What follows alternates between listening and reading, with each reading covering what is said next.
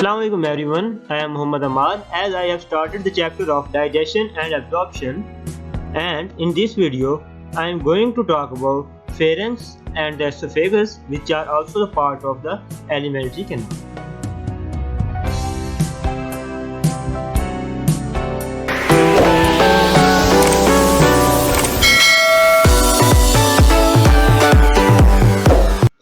The pharynx is the part of the throat behind the mouth and nasal cavity, and it is above the esophagus and larynx.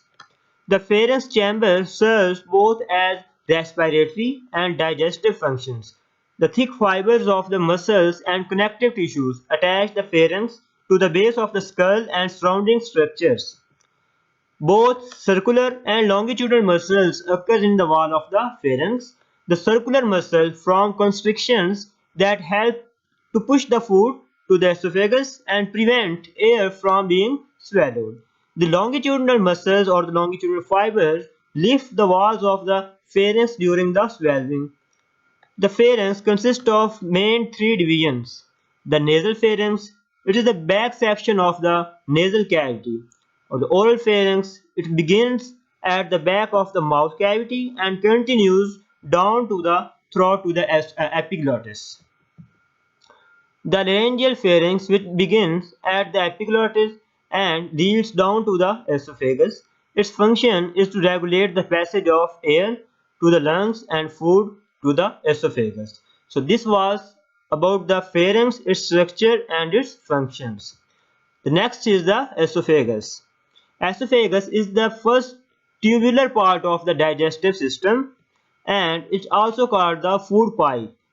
Its length is approximately, that is 22 to 25 centimeter, and esophagus starts from the base of the pharynx and passes through entire neck region and come through the diaphragm and open into the stomach.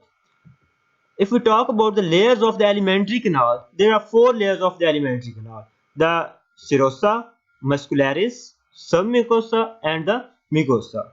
Here in the diagram you can see from outside to the inside, the first layer, that is the serosa, then the muscularis layer, which is further divided into longitudinal and the circular muscles, and then the submucosa, then mucosa, and then the internal surface of the alimentary canal, that is the lumen.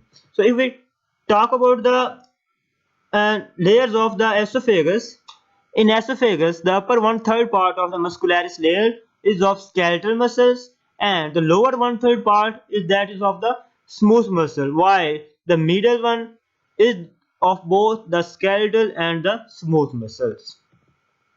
When swallowing begins, the sequential involuntary contraction of the smooth muscles in the walls of the esophagus propel the bolus or the liquid to the stomach. In case of pharynx and esophagus, there is no digestion take place, so these are structures which allow the food to pass through them to the stomach. So this was all about the pharynx and the esophagus. If you like the video, please subscribe my channel and press the bell icon to receive further videos.